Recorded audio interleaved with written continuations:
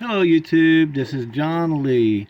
Probably haven't heard of me before unless you've seen some of my random videos. I don't really post much on YouTube, but I did post on this LCD thermometer Celsius to Fahrenheit conversion situation before, and all you do is like take a black piece and you stick it over top of that, and the conductors will meet those two pins and you can go to Celsius. Well, without it you go to Fahrenheit. Well, I got a good question on that video.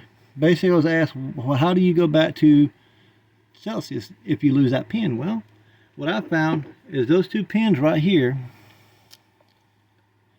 actually control that. And when they're open, you go to Fahrenheit because there's not a bridge or a switch or anything there telling that, hey, go to Celsius. And when you connect them, I got a piece of wire here. This happened to have from an old job.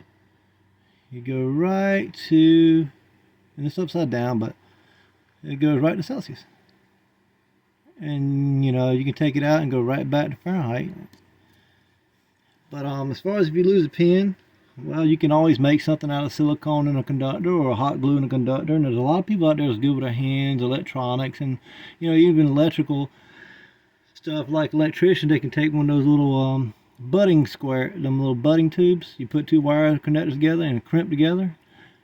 You can use that.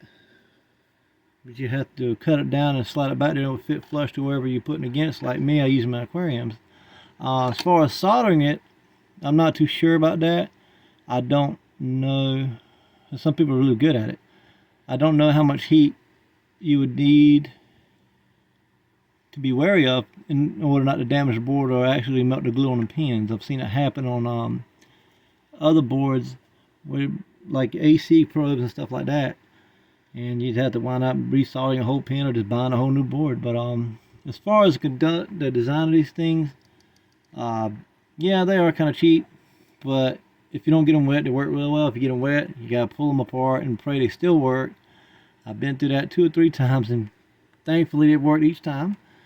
But like I'm saying, if you want to get it back to Celsius, you just touch those two pins together with something conductive.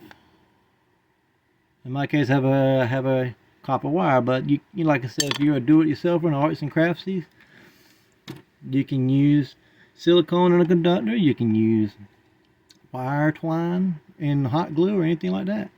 Anyway, I greatly appreciate y'all looking at this video, and I do appreciate wholeheartedly for the honest questions and comments posted on the previous video about these LCD thermometers. And I really like them because I have one on a fish aquarium. That's how I keep my temperature in check with them. If you have any further questions, please feel free to comment. I hope you have a blessed day wherever you are.